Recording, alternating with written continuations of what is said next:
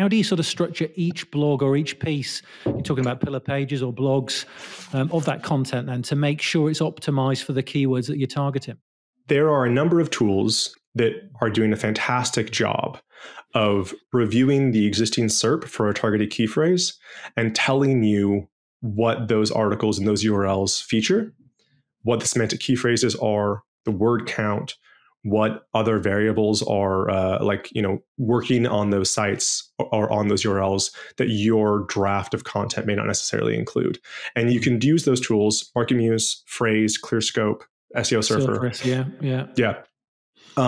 You can use those kind of in two stages. The first being when I drop in the key phrase project management software into one of these tools, it'll tell me the average word count for the ranking top 20 search results, as well as what the semantic and secondary key phrases are that those articles are including. Mm-hmm. And I can also, if I want to, populate a content outline with being inspired by the ranking content. So project management software, every ranking URL includes mention of productivity. Every single one includes mention of hybrid and remote workspaces. Every single one includes whatever.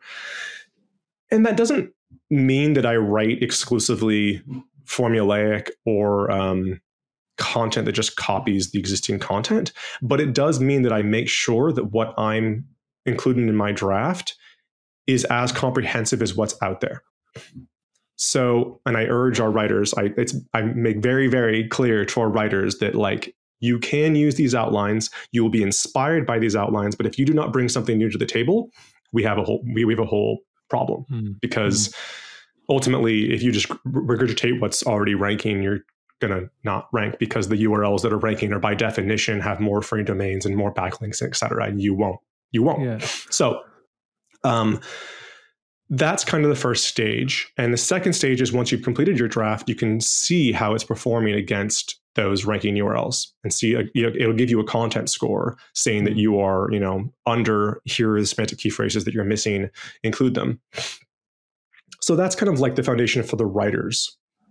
We also, of course, follow every SEO best practice, since May, June with the page experience algorithm, which was a major change for the SEO space.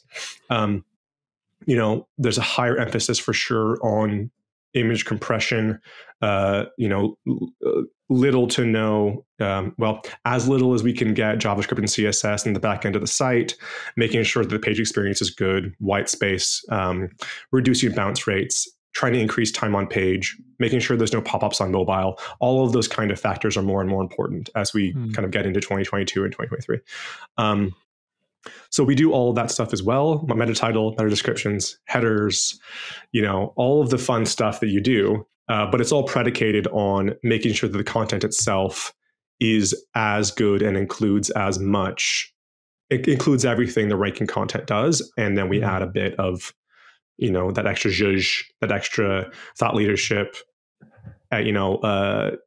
personality. And then, of course, the money.com voice and or money.com, not and or, and the money.com product in some capacity.